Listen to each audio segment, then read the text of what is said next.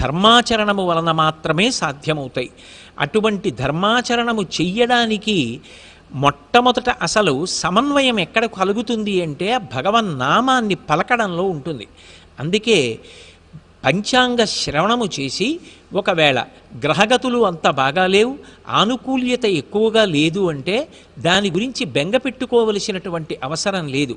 ఏ బెంగ పెట్టుకోకుండా చక్కగా భగవంతుణ్ణి నమ్ముకుని ధర్మ మార్గంలో ప్రయాణం చేస్తే వాడు చేతికి నూనె రాసుకుని పనసతొనలు తీసిన వాడితో సమానం.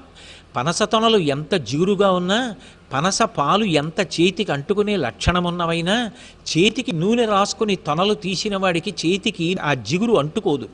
అంటుకోకుండా నూనె కాపాడుకుంటుంటుంది. అలాగే ధర్మ మార్గంలో ప్రవర్తించిన వాడికి భగవంతుని యొక్క అనుగ్రహం ఉంటుంది. భగవద్ అనుగ్రహం ఎవరికి ఉంటుందో అటువంటి వాణ్ణి గ్రహములు కూడా చెనకి